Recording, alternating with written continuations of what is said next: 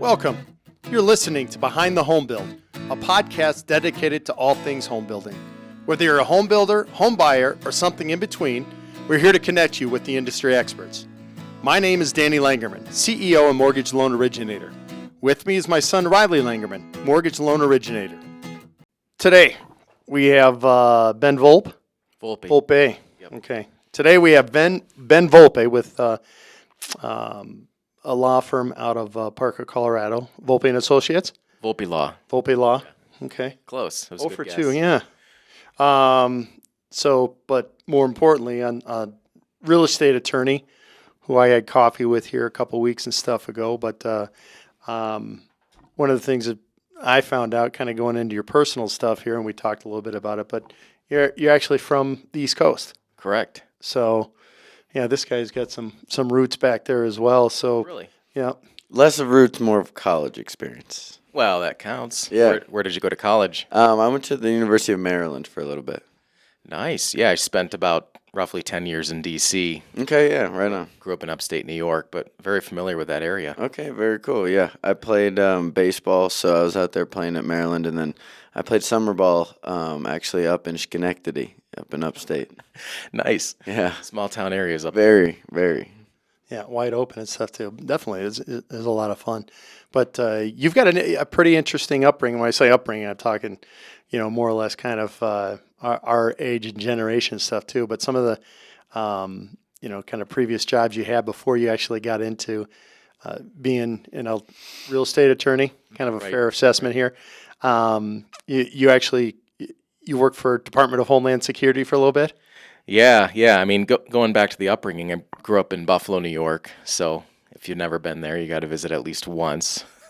Yeah, it's a pretty place. Small Rust Belt town up there, but there are quite a few people out here in Colorado now that actually grew up there as well. So it's an interesting migration that's happened. But yeah, we talked about how I went to college, ended up moving to DC for the beginning part of my career. And that led me into some federal investigative work, some law enforcement work back when I was kind of going through a master's program there to try to figure out where to end up, where to land. For DHS, I was just there for a short stint doing a contract where we were kind of doing visa compliance and stuff like that. And then after that, we essentially went to law school. My wife and I both went to law school around the same time, so it's a kind of an interesting dynamic. Did you both go to George Washington? No, I went to George Washington for my master's. Oh, okay. I ended up going to Catholic University in D.C. for law school, and wife ended up going to UDC, University of D.C. for law school, so... Okay.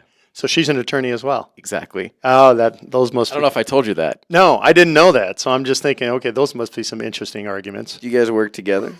Yeah, well, she's in my office. We started the firm together 5-6 years ago. At the end of the day, she's kind of more into the criminal law and personal injury side of things, and I kind of stuck with construction litigation, real estate work, and things like that. So it made sense for us to kind of work on separate businesses. Mm-hmm.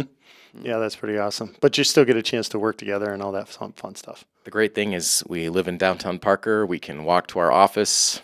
We can walk home at the end of the day and go out to eat and things like that all around there. It's very walkable. Mm-hmm. So it's kind of just a cool little small town law firm office that's growing. Yeah, that's Very cool. Yeah, that's a nice place to be. I live down there in downtown Parker as well. Did you? Yeah, currently. Oh, you currently do? Yep. Okay, yep. Whereabouts? Over in Turtle Creek neighborhoods, over by the Pace Center.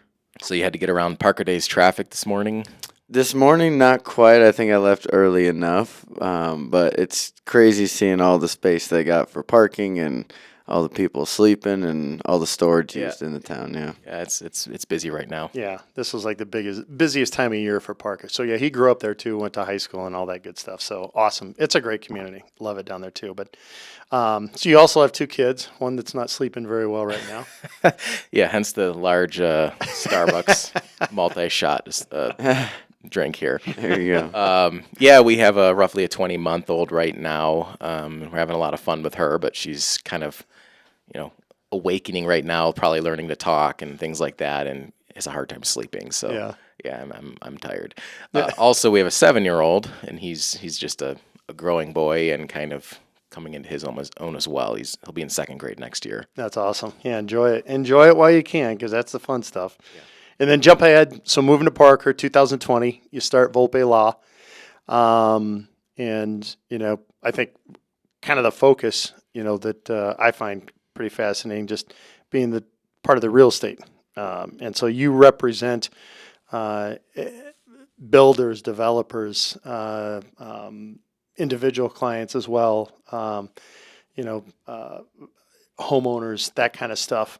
But one of the things that we kind of we're starting to talk about it is definitely would like to start off on the new law that just kind of came into effect here in regards to real estate, and you started to kind of go into your thoughts on it. But if you could tell us what the law is, and then you got it this morning to read about it. Give us kind of your insight on it, and we'll go from there. Yeah, there's kind of an interesting intersection here between our practices. I mean, we're construction lawyers, and we market that pretty heavily for the firm. I have a lot of construction clients, but also real estate lawyers. And on the development side, you have both things happening at the same time when you're developing a lot from dirt up. You have the development, real estate, easement, and surveys, and land use, and all these other issues, the lending, the construction loan, and the whole process of contracting with the different design professionals all the way up through the builder and the subcontractors to get that thing built.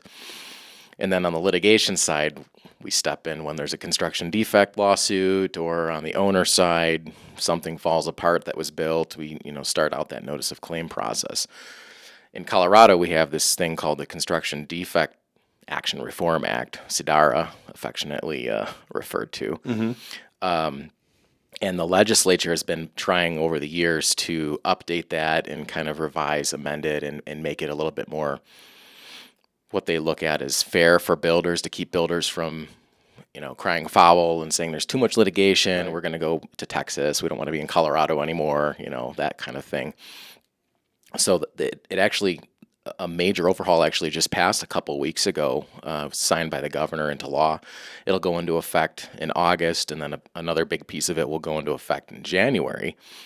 And as a firm, we're kind of looking at that right now, trying to digest it. We have a couple more months to really figure out what does this mean for our clients. So the basic tenet of it really is to continue to have builders attracted to build new communities in the state, theoretically to help millennials and entry-level housing customers get into the housing market for the first time. As we know, housing is very expensive here, and it's been growing in expense in recent years. So that's the idea, kind of the legislative intent behind the law. And how is it going to affect our clients? Well, first of all, we have to figure out what it means, and how does it impact the current notice of claim process, which simply is kind of a demand letter, an opening shot, as it were. Like when a dispute starts, a homeowner calls us and says, "Hey, somebody built this house. This builder over here, it's falling apart in so many ways. The foundation's cracking. The house is moving a little bit. The doors don't shut. The windows don't shut. There's water in our attic. The HVAC doesn't work." We hear this kind of stuff regularly. It's kind of shocking. And so the first thing you do is you kind of inspect and bring an expert out there, bring an engineer out there to kind of look it over, somebody who's competent in building codes. And, they write a report, you kind of interview them, figure out what the defects are going to be, what the damages are going to be, what the cost of repair is going to be, and then you send a notice of claim letter to the builder. Mm-hmm. So that's how it all begins. And then there's this whole process, 30 days, and then the builder can come out and do an inspection, make an offer of repair or a monetary settlement offer if it's something fairly straightforward and they just don't want to come out again. And then ultimately, once that process is done, either the case is settled without court intervention or arbitration, or we're going straight to court. Yeah. So it's kind of for residential, it's a 75-day pre-litigation demand letter process. So the new law kind of messes with that a little bit and tweaks it a little bit. It kind of changes the statutes of limitations a little bit. It essentially, something that's interesting that I'm still looking into is it changes the requirements of the builder. So it actually now requires the builder or the contractor or the architect, engineer, whoever you think is responsible for the defects, to do pre-litigation disclosures, basically. take the specifications, the plans, and a bunch of set documents that are laid out in the new statute that you have to disclose to the homeowner who just sent you a notice of claim, and you have to disclose it within a certain pretty tight, stringent time frame. And I think the idea is to cause these parties to come to the table and settle these things and keep them out of court, and get go back to the warranty. What did the warranty say? Is there something we can fix through the warranty? This and that. But I think that's the idea, is to keep it out of court. So there's a lengthy new list of things that have to happen in that notice of claim process, and that's going to impact clients as well. There's also this new program that the statute set up that has a whole new litany of requirements and new procedural differences between what pre-existed and what exists now in the courts. And it's an optional program, so a builder can opt into it and record that with the county, just like they do with title documents, and say, well, for this particular project, it's a multifamily residential, multi-home attached, building, and we're going to opt into this program, which gives us a few extra protections and makes the homeowner jump through a few different hurdles, not through them. If you jump through them, then you're failing. Right. But over a couple different hurdles before you get that past the pre-litigation stage and into court. So there's an opt-in program, and there's some little tweaks on the regular notice of claim process that everybody needs to be aware of. And rest assured, construction lawyers and development lawyers like us are looking at this right now and trying to figure out, what does this mean for our clients and how are we going to counsel them? We have a couple months, but I would certainly recommend reaching out to your lawyer if you have one and saying, we need to talk about this, and I just need to know generally which way should I go with this program, opt in, opt out, etc. Right. So does the current law, or the current law before this, this I guess I'll call it an overhaul, came into effect, was there a statute of limitations on how long that the builder or the developer, say for example, could be held responsible, and then they would no longer be held responsible? Because again, I think that's kind of the riff. Yeah, the statute of limitations for a general negligence claim is 2 years, but there's baked into this a 6-year statute of repose. So essentially, you can get after the certificate of occupancy is issued, 6 years after that to kind of see the defect start to happen, because you're not going to see it right away. Right. It takes the house a few years to settle. You could see it theoretically in year 6, and then you have 2 years to make that claim. So you could get up to 8 years. There's something in the new statute that alludes to maybe squishing that down to 6 years total. Right now, I think it's a little bit fuzzy how that's going to play out. Gotcha. And so the new law, is it favoring the builders more than it is in your opinion? Does it favor the builders more than it does the homeowners? That's a really loaded question. Yeah, I mean, yeah. It comes to mind. I need to spend some time thinking about this, because the idea, I believe, was to try to favor and encourage the builders to stick around. Right. Hey, we have this new kind of hand-holding process. You're going to do this warranty, an extra warranty. It's going to be at maximum a 6-year warranty. You're going to opt into this program. We're going to get to the settlement table. We're going to all avoid court. But it also plays around with affirmative defenses, things that kind of already existed anyway. It plays around with the limitations. It plays around with disclosure requirements. There are a lot of little boxes to be checked now. I would not do this without a lawyer. I think in some sense this is going to cost more in legal fees. Obviously, it's going to take us a lot more to ensure compliance going forward. So it's going to cost everybody more. It's going to cost the homeowner more. It's going to cost the builder more. At the end of the day, will that save some money in litigation? Maybe, if it's settled quickly and if it's a successful program. But the fact that, there are new penalties involved, not penalties necessarily, but consequences. If you don't do this or that, attorney's fees and costs can apply to you. If you don't win what you thought you were going to win, you have to pay the other side's attorney's fees and costs. There's a whole fee shifting scheme in here for the losing party is going to get screwed in these cases more than they used to.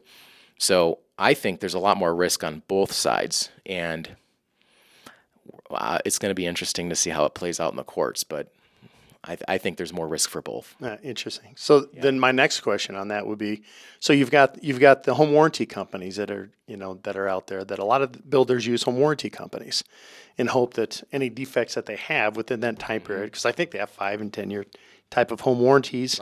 Right.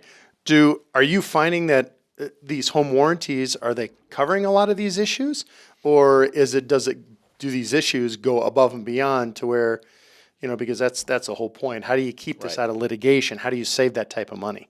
Yeah, the third party home warranties are a whole different bear in and of themselves, and that dynamic between who's going to be responsible for making corrections after the certificate of occupancy, the person moves in, the sale happens.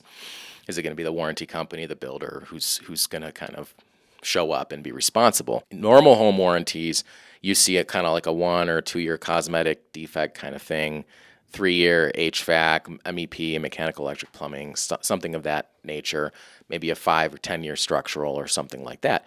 The new statute that you can opt into has a different scheme. It's maybe a 1, 3, and 5 or 1, 3, and 6 year scheme, I think. So it's a little bit of a shorter time frame on maybe a full structural warranty. It's also not, spelled out in a 20-page warranty document like you would see. It's just got 3 lines filled with a couple words each in the statute. So we'll see how warranty companies look at that and what they start offering. Right. So it's still yet to be determined on how this is going to play out. Yeah, I think so. I think everybody kind of has to figure it out when the legislature comes up with something like this, and they will. Insurance will figure it out. There are some kind of things in there about what insurance can and can't do. There's a new provision for home inspections. You have to get, if you're in this program, you have to get a third-party inspector to come out and look at it after the building permit is issued and before a certificate of occupancy is issued. So during and amidst the project, there's a third-party inspector out there who's not a building inspector, not a government employee. Right. An objective third person, ideally, saying, you need to fix this, you need to fix that, and here's what you need to fix, and you need to get it done by this time and get it into compliance, and then certifying kind of it's in compliance. So you have this whole other industry of inspectors who are going to enjoy this as well. Right. So that, again, adds additional cost. Yeah, it does. Additional cost, possibly additional permitting, that type of stuff, or at least making permitting more difficult to get. Yeah, potentially.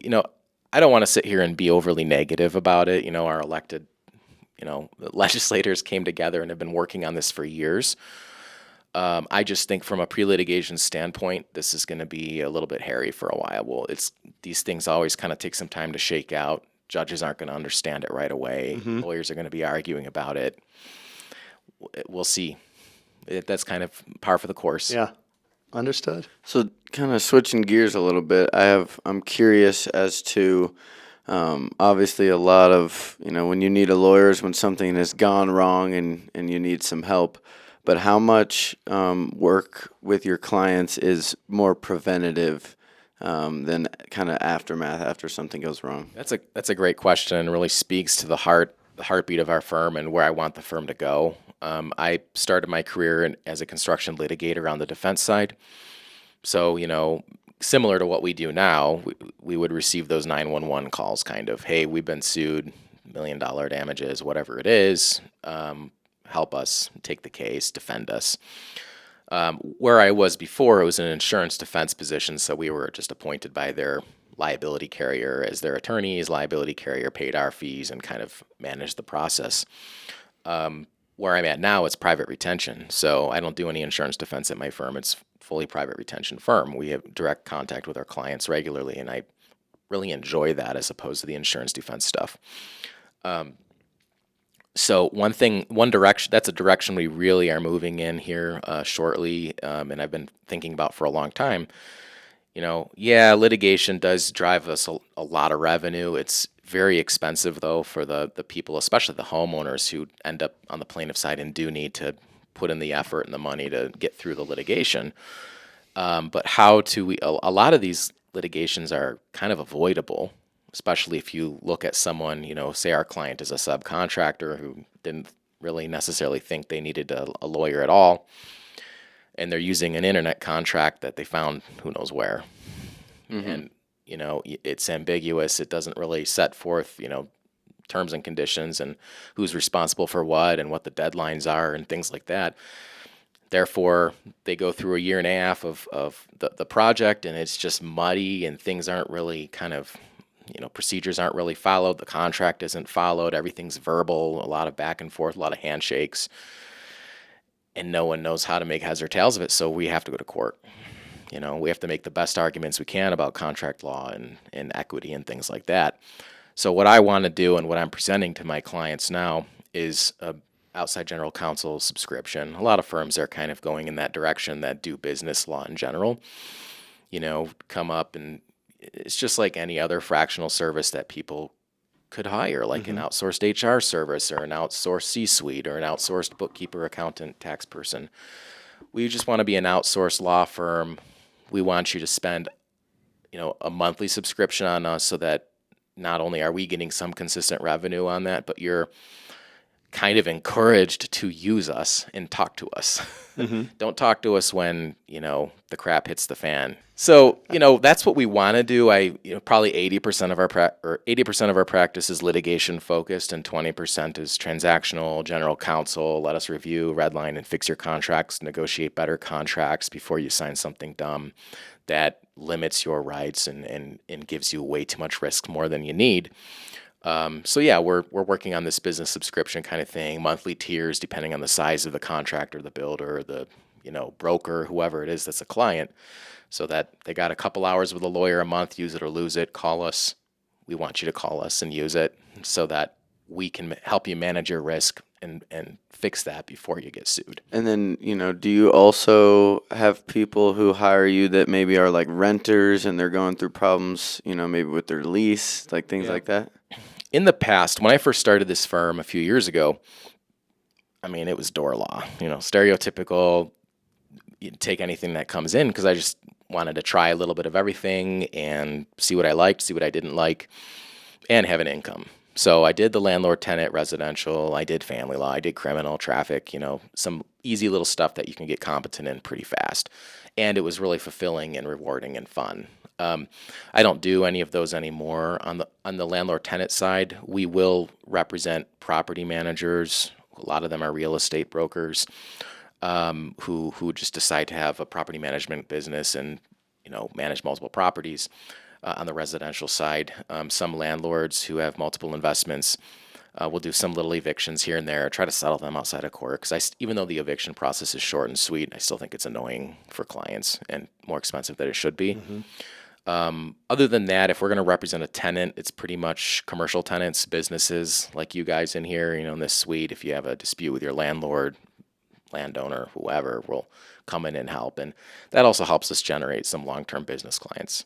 Gotcha. So mainly, currently, you're serving business owners in the housing industry, individuals, whether it be lenders, realtors, brokers, and then construction, builders, bigger companies as well. Yeah, we have designers, architects, engineers, subcontractors of all sorts, electricians, plumbers, HVAC, builders, whoever it is. So yeah, we have a pretty broad range. We even have some, you drive up and down the street, you have, people, franchisees just running a Dairy Queen or something. We have a few of those as well who have a few gas stations, a few Dairy Queens, things like that.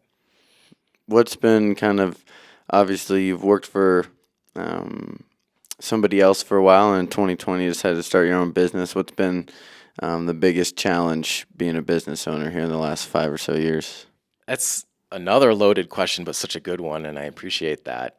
We could talk for another whole session about I'm sure, yeah. We'll bring you back. the business side of trying to figure out how to run a law firm. Yeah. But what comes to mind immediately, and is my honest reaction, that I thought maybe I won't say this out loud, but I'm just going to say it, a bit of an identity crisis. Okay, well, I can't be a good lawyer and have a full caseload and be prepping trials and things like that while I'm a business owner and hiring team members and building a business at the same time. That's been tough. Offloading kind of all my cases to my associate attorneys and getting out of that so that I can focus really hard on drilling down in the policies and procedures and the nuts and bolts of running a business for the first time. We're succeeding, and it's a lot of fun. And, to be frank, this is the best job I've ever had in my life. I mean, some of my early jobs in my 20s, I really hated.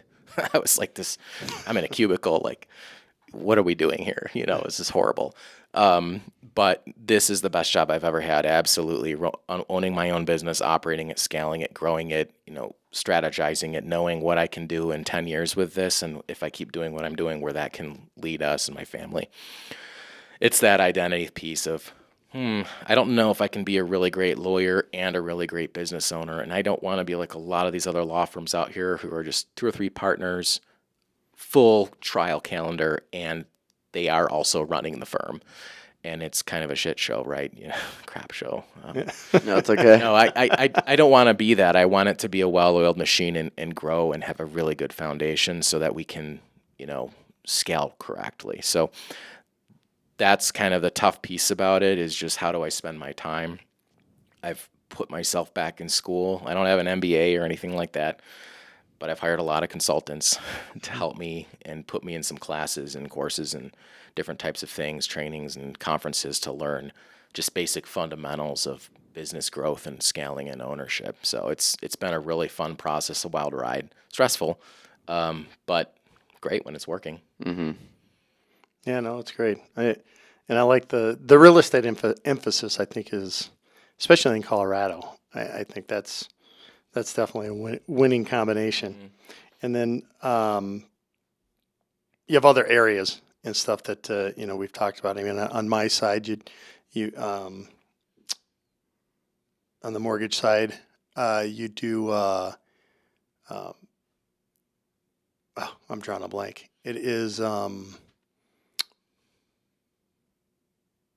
boundary lines. What am I drawing? Easements or easements or boundary disputes. Boundary disputes, that kind of stuff as well. In terms of the real estate stuff, and we really want to grow here into a more of a commercial focus. We do have a lot of residential cases still, and small boundary disputes, fence disputes, things that require people to hire surveyors. And then the courts have simplified procedures to get through those disputes fairly quickly. Easements, we enjoy drafting them. They can be really good solutions for people who have little disputes over who does what, who's going to do this with a parking lot or manage it, or what about the utilities underneath, or who does the snow removal. Mm-hmm. You just write this like a contract and negotiate it just like anything else, record it with the county and get a surveyor to kind of confirm what the lines are going to be on that. And it's fun.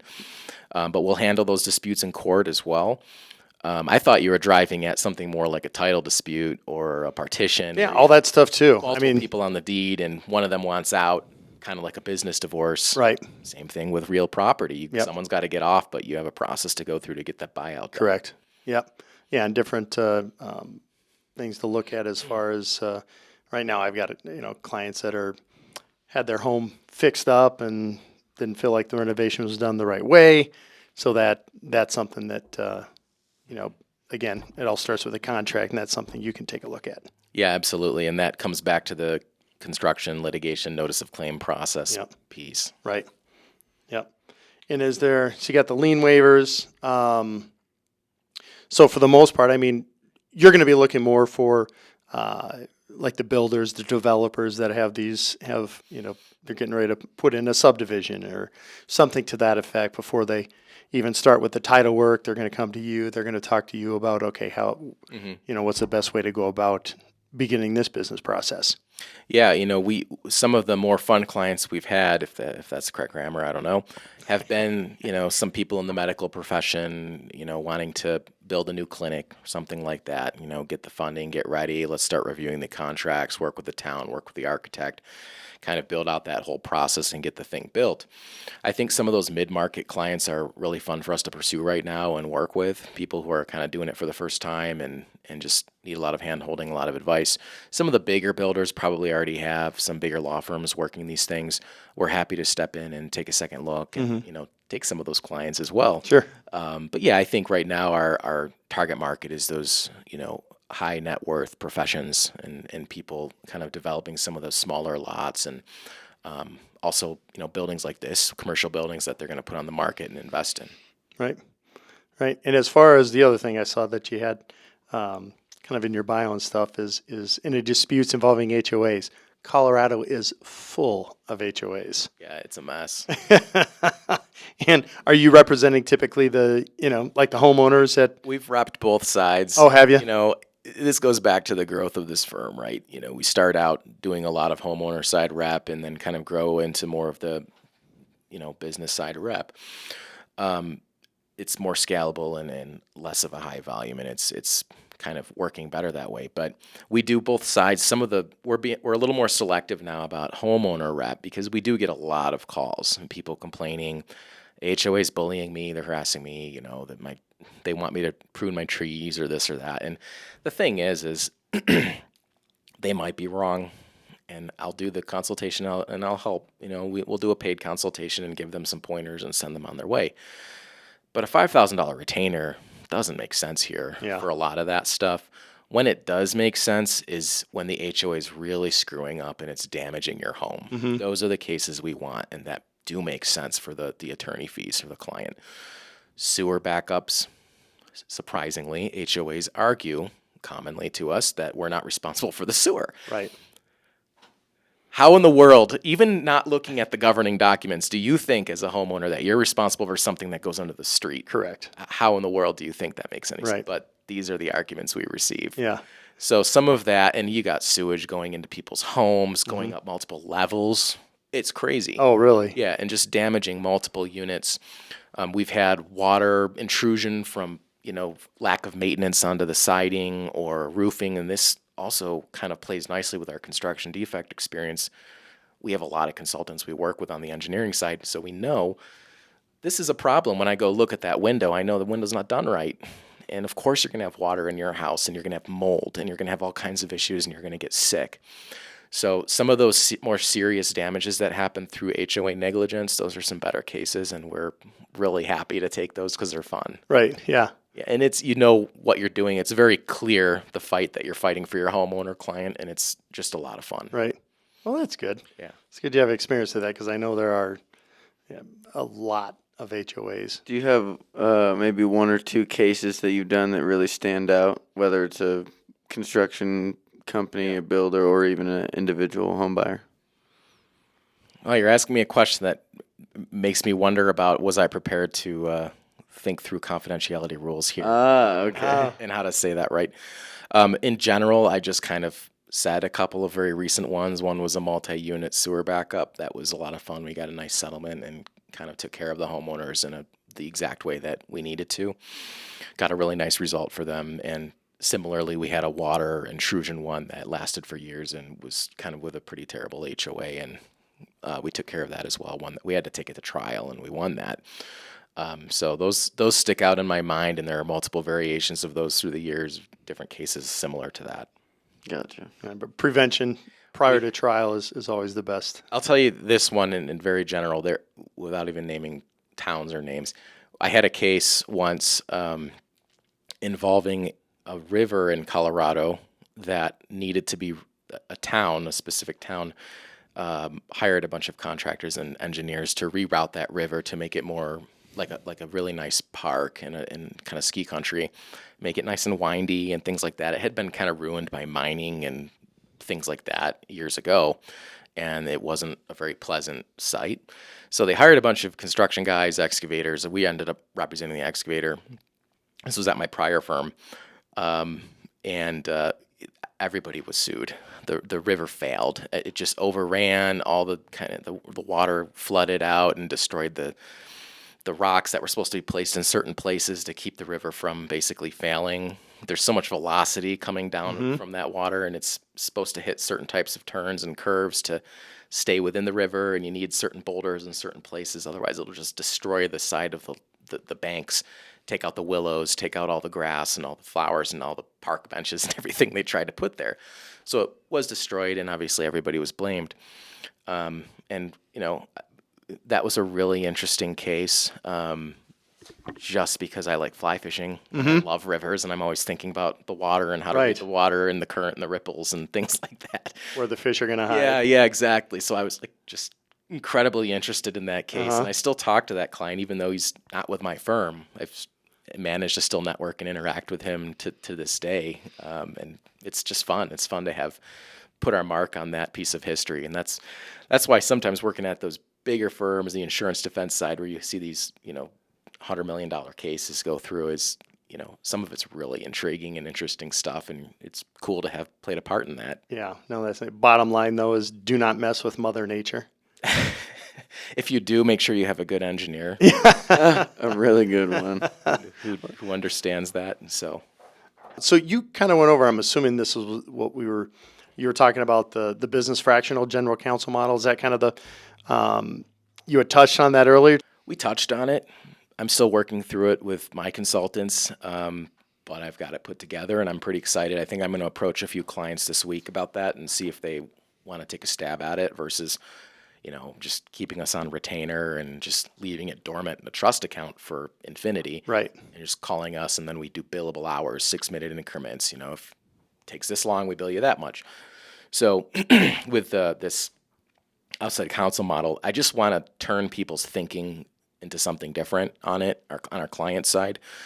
This is an opportunity for them to control their expenses. As a business owner, I understand that. If you want to budget for 1% to 2% revenue per year on legal fees, I've got the solution for you. Here it is. You're not going to get slammed with a $20,000 legal fee in 1 month because suddenly everything piled up and everything's a mess and you need to hire us and we need to bill our time. This is more of a month to month to month to month, shorter term thing. Some of the plans are less than $1,000 a month. Some of them are more, depending on how much you need and how big your business is. But I want to use that to encourage some of our clients. Here's some consistency in expense for you, some consistency in revenue for us. You're not going to have that tension of this law firm is nickel and diming me every time I call in. I get billed a 0.1. Yeah. We hear that all the time. Oh, yeah. People fire other law firms and come to us and they complain about that. And I say, we do it too. Yeah. We have to. My lawyers have 40 hours a week to make the revenue requirement they have for the year for this firm to grow. They have to bill all their time that they spend with you. I'm sorry. Mm-hmm. So this kind of alleviates some of that tension and frustration. And some of the plans are like a 0 to 3 hour time block per month. Call us, throw contracts our way, have us look at things. There may be blind spots that you have as a business owner that you don't even know about until you throw a liability waiver at us and say, hey, why don't you look at this? I don't know if it's good or not. No, it's not good. It's not enforceable. Right. You wasted your money on it. Let's fix it. Let's get it enforceable so that you can manage your risk on that with that liability waiver, whatever it is. So that's kind of what we're going to be doing and presenting, and we're going to build a whole marketing campaign around it here shortly, landing page and all this stuff, to try to attract people who want that proactive approach to having a lawyer. Right. So it's going to be a lot of fun. I'm going to really enjoy it. And on that piece, it's not just transactional contract review, risk management, compliance advice, regulatory advice. We'll also give you a discount on our hourly fees if you end up getting sued or go over or need something extra. So you'll get that benefit of a long-term relationship with us with some, little financial benefits that normal clients aren't going to get. As well as a flat fee program for litigation. So normally litigation is wildly, it could cost you $100,000, $200,000, $300,000, who knows, depending on how complex it is, how many experts you have, how many parties there are, what the issues are. It's horrible for clients. Mm-hmm. They hate it. They don't know, I'll go 3 months in and just take the crappy settlement that's offered to me, even though I'm owed $1 million and they're offering me $50,000. Versus paying you guys another $200,000 to maybe potentially also lose and get nothing, Right. So these are some really hard decisions that clients are faced with, and those ups and downs of costs. Certain parts of the case, our billables in a month are like $10, and then during discovery, you could be getting a $20,000 bill that month. Yeah. We had depositions. We sent out all kinds of subpoenas, all kinds of requests, did all kinds of stuff, and it's incredibly expensive. And then the next month, maybe nothing. And then pre-trial, you're getting hit with $30,000 bill or something. That kind of up and down, I'm trying to solve for a little bit here by encouraging a business to hire us monthly, take the benefit of a flat fee engagement if you do get sued, which is going to save you money, especially if you settle early. Right. So on something like that, just being on a business owner, so if we're paying you $1,000 a month, and that allows us, say, 3 hours throughout that entire month of whatever legal fee we want. If we don't use that up within that month, will it roll over to next month, or is it lost during that month? You have to use it. So I'm going to say use it or lose it. Okay. Because I want you to use it. that's good. No, that's fair enough. Otherwise, all we're going to do is just go back to the old thing, Right. where you don't talk to Retainer. us for 6 months, you ghost us, Yep. never hear from you, and then all of a sudden you have 27 hours built up, Right. and some kind of emergency is happening, and you wanted to use it all, and I don't like that. I want you to be talking to me along the way and say, hey, customer complained, should I get you involved early? Right. Yeah, probably. They're probably going to sue you, and here's why, and here's what we should do, and here's how we should negotiate a quick resolution. Mm-hmm. So that's what I'm going to do. Yeah. No, I think I like that as a business owner. That sounds a lot better to me than, because we've been around for quite a few years and stuff too, and we've been in the litigation part, and where you think that you're just like, oh, this is going to be a slam dunk case. It never is. Yeah. There's always something to where you talk to an attorney, like, well, did you think about this? You're like, no, did not think about that. So it's like you said. What type of litigation risk do you guys run up on? So we'll run up on all sorts of stuff. So a lot of it, I would say a majority of our litigation has to do with employment, employer-employee type of stuff. Your son, Yeah, a lot of Taking me to court. that's right. dad and son. asking for money all the time, wants a pay raise. That's not illegal. Yeah, no, it's not. But if I had counsel, I'd know how to address it a lot better. But yeah, I mean, there's you have that, and you have there's. I mean, I would say within the mortgage industry, I mean, the process itself and the application is pretty tight that way, because you don't see a lot of people complaining about not anymore because of all the RESPA laws that have come into play, but you're not going to see a lot of complaints about, well, I got the wrong loan or this or that, because every time some little thing may come up, they always throw an extra page in there for the application to cover it. Right. So that's why you're up to probably close to 100 pages right now for an application, which is just crazy. But yeah, so it's up there, and so typically it has to do outside of the mortgage side of things. We are kind of running short on time. Do you have any other? Is there anything we missed that you're like, hey, let's get this in too? Some of this stuff is pretty heavy for a lot of people, right? A lot of the law stuff is really thick and heavy. There's no way I could really explain it well on a podcast. It's going to be fact intensive as well, so it's going to go in one ear and out the other. Mm-hmm. And as silly as it sounds or salesy as it sounds, I really want people to just call a lawyer. Yeah. It doesn't have to be me. Call your lawyer, call whoever you know, get it reviewed and get some counsel about what's going on with these new laws so that you can get ahead of it, redo your policies and procedures so your staff don't screw it up Mm-hmm. and mismanage projects and things like that and get you sued. So we can talk more next time about, whatever else is interesting or the business stuff or whatever. I have a lot of things I want to talk about, but I think for today we're good. All right. No, that's awesome. Right on. Well, if our audience is listening and they're interested in either getting some legal advice or learning more about you and your company, where can they get in contact with you? Yeah, the best way is just go to our website, VolpeLawLLC.com. We're in Parker right now, probably going to be expanding and getting an office in Denver soon. Well, thank you so much for joining us today. It was a pleasure. You're welcome. Thank you. Thanks a lot, Yeah, man. It this was a lot of fun. Thank you for tuning in to this week's episode of Behind the Home Build, the podcast for all things home building. He's Danny, and I'm Riley, and if you're interested in learning more from experts in the home building community, we're on Spotify, YouTube, Apple Podcast, and a few others, all at Behind the Home Build Podcast. And if you have any questions at all, make sure to send them our way on Instagram, LinkedIn, or Facebook at Behind the Home Build Podcast.